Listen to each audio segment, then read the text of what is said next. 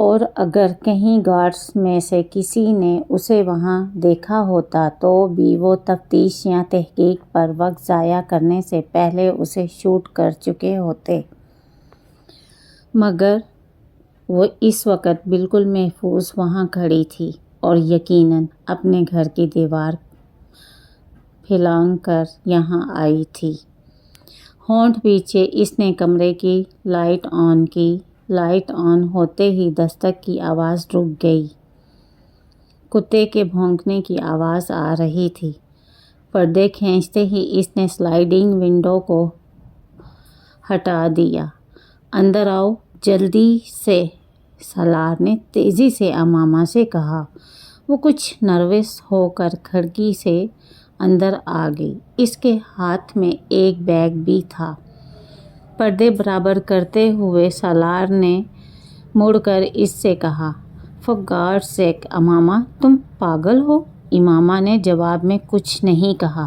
وہ اپنا بیگ اپنے پیروں میں رکھ رہی تھی۔ تم دیوار کراس کر کے آئی ہو؟ ہاں۔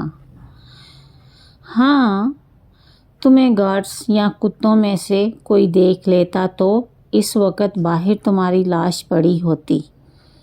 میں نے تمہیں بہت دفعہ رنگ کیا تھا، تمہارا موبائل آف تھا، کوئی دوسرا راستہ نہیں تھا میرے پاس۔ سالار نے پہلی بار اس کا چہرہ غور سے دیکھا۔ اس کی آنکھیں سوجی ہوئی اور چہرہ ستا ہوا تھا۔ وہ بڑی سی سفید چادر لپیٹے ہوئی تھی، مگر اس کی چادر اور اس کے کپڑوں پر جگہ جگہ مٹی کے داغ تھے۔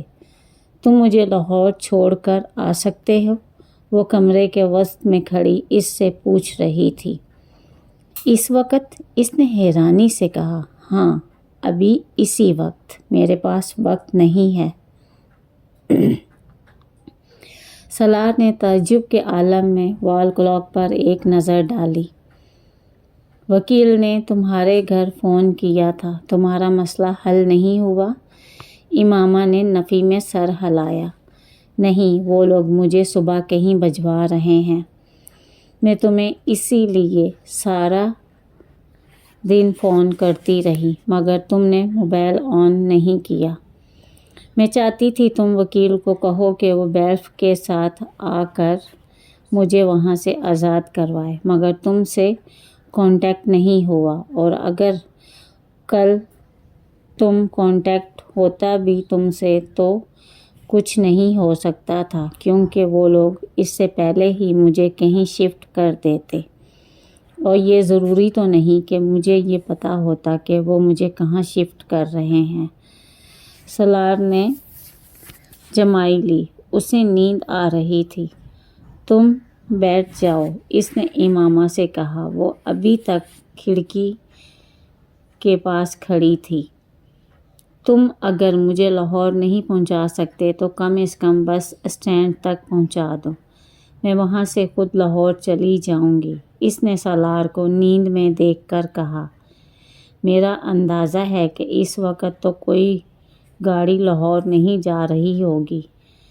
میں تمہیں صبح، امامہ اس کی بات کاٹ گئی۔ نہیں، صبح نہیں، میں صبح تک یہاں سے نکل جانا چاہتی ہوں۔ میں جانتی ہوں وہ میری صورتحال کو سمجھ لیں گے، مگر تم تو مجھ سے شادی کر چکی ہو۔ امامہ چونک کر سالار کا چہرہ دیکھنے لگی۔ پیپر میرج ہے وہ۔ میں نے تمہیں بتایا تھا کہ میں مجبوراً نکاح کر رہی ہوں، شادی تو نہیں ہے یہ۔ وہ اسے پلکیں جھپکائے بغیر گہری نظروں سے دیکھتا رہا۔ تم جانتی ہو میں آج لاہور گیا تھا، جلال کے پاس۔ امامہ کے چہرے پر ایک رنگ آ کر گزر گیا۔ تم نے اسے میری پریشانی اور صورتحال کے بارے میں بتایا؟ نہیں، سالار نے نفی میں سر ہلایا۔ کیوں؟ جلال نے شادی کر لی ہے، سالار نے لاپرواہی سے کندھے جھٹکتے ہوئے کہا۔ وہ سانس لینا بھول گئی۔ پلکیں جھپکائے بغیر وہ کسی بت کی طرح اسے دیکھنے لگی۔ 3 دن ہو گئے ہیں اس کی شادی کو۔ کل پرسوں تک وہ سیر و تفریح کے لیے ناران کی طرف جا رہا ہے۔ اس نے میری کوئی بات سننے سے پہلے ہی مجھے یہ سب کچھ بتانا شروع کر دیا تھا۔ شاید وہ چاہتا تھا کہ میں اب تمہارے بارے میں بات نہ کروں۔ اس کی بیوی بھی ڈاکٹر ہے۔ سالار بات کرتے کرتے رک گیا۔ میرا خیال ہے اس کے گھر والوں نے تمہارے مسئلے کی وجہ سے ہی اس کی اس طرح اچانک شادی کی ہے۔ وہ یکے بعد دیگرے جھوٹ پہ جھوٹ بولتا جا رہا تھا۔ مجھے یقین نہیں آ رہا۔ جیسے کسی خلا سے آواز آئی تھی۔ ہاں، مجھے بھی یقین نہیں آیا تھا، اور مجھے توقع تھی کہ تمہیں بھی یقین نہیں آئے گا، مگر یہ سچ ہے۔ تم فون کر کے اس سے بات کر سکتی ہو اس بارے میں۔ سالار نے کندھے جھٹکتے ہوئے لاپرواہی سے کہا۔ امامہ کو لگا وہ پہلی بار صحیح معنوں میں گپ اندھیرے میں آ کھڑی ہوئی ہے۔ روشنی کی وہ کرن جس کے تعاقب میں وہ اتنا عرصہ چلتی آئی ہے، یکدم گل ہو گئی ہے۔ راستہ تو ایک طرف وہ اپنے وجود کو بھی نہیں دیکھ پا رہی تھی۔ اب تم خود سوچ لو کہ لاہور جا کر تم کیا کرو گی۔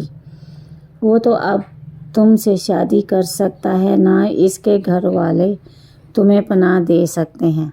بہتر ہے تم واپس چلی جاؤ۔ ابھی تمہارے گھر والوں کو پتہ نہیں چلا ہوگا۔ امامہ نے کہیں بہت دور سے سالار کی آواز آتی سنی۔ وہ کچھ نہ سمجھنے والے انداز میں اس کا چہرہ دیکھتی رہی۔ مجھے لاہور چھوڑ آؤ، وہ بڑبڑائی۔ جلال کے پاس جاؤ گی؟ نہیں، اس کے پاس نہیں جاؤں گی، مگر میں اپنے گھر نہیں رہ سکتی۔ وہ یکدم صوفے سے اٹھ کر کھڑی ہو گئی۔ سالار نے ایک سانس لے کر الجھن بھری نظروں سے اسے دیکھا۔ یا پھر مجھے گیٹ تک چھوڑ آؤ، میں خود چلی جاتی ہوں۔ تم چوکیدار سے کہو وہ مجھے باہر جانے دے۔ اس نے بیگ اٹھا لیا۔ تمہیں اندازہ ہے کہ یہاں سے بس اسٹینڈ کتنی دور ہے؟ کتنی دھند اور سردی میں تم پیدل وہاں تک جا سکو گی؟ جب اور کچھ نہیں رہا میرے پاس تو دھند اور سردی مجھے کیا ہوگا؟ سالار نے اسے گیلی آنکھوں کے ساتھ مسکراتے ہوئے دیکھا تھا۔ وہ اپنے ہاتھ کی پشت سے اپنی آنکھوں کو رگڑ رہی تھی۔ سالار اس کے ساتھ کہیں جانے کا کوئی ارادہ نہیں رکھتا تھا۔ لاہور تو بہت دور کی بات تھی۔ اسے ابھی بھی نیند آ رہی تھی، اور وہ سامنے کھڑی لڑکی کو ناپسند کرتا تھا۔ ٹھہرو، میں چلتا ہوں تمہارے ساتھ۔ وہ نہیں جانتا اس کی زبان سے یہ جملہ کیوں اور کیسے نکلا۔ امامہ نے اسے ڈریسنگ روم کی طرف جاتے دیکھا۔ وہ کچھ دیر بعد باہر نکلا تو شب خوابی کے لباس کی بجائے ایک جینس اور سویٹر میں ملبوس تھا۔ اپنے بیڈ کی سائیڈ ٹیبل سے اس نے کی چین اور گھڑی کے ساتھ ساتھ اپنا والیٹ بھی اٹھایا۔ امامہ کے قریب آ کر اس نے بیگ لینے کے لیے ہاتھ بڑھایا۔ نہیں، میں خود اٹھا لوں گی۔ اٹھا لیتا ہوں۔ اس نے بیگ لے کر کندھے پر ڈال لیا۔ وہ دونوں آگے پیچھے چلتے ہوئے پورچ میں آ گئے۔ سالار نے اس کے لیے فرنٹ سیٹ کا ڈور کھولا تھا اور بیگ کو پچھلی سیٹ پر رکھ دیا۔ گاڑی گیٹ کی طرف آتے دیکھ کر چوکیدار نے خود ہی گیٹ کھول دیا تھا، مگر اس کے قریب سے گزرتے ہوئے سالار نے اس کی آنکھوں میں اس حیرت کو دیکھ لیا تھا جو اس کی نظروں میں رات کے اس وقت فرنٹ سیٹ پر بیٹھی ہوئی امامہ کو دیکھ کر آئی تھی۔ یقیناً وہ حیران ہوا ہوگا کہ وہ لڑکی اس وقت اس گھر میں کہاں سے آئی تھی۔ تم مجھے بس اسٹینڈ پر چھوڑو گے؟ میں روڈ پر آتے ہی امامہ نے اس سے پوچھا۔ سالار نے ایک نظر گردن موڑ کر اسے دیکھا۔ نہیں، میں تمہیں لاہور لے جا رہا ہوں۔ اس کی نظریں سڑک پر مرکوز تھیں۔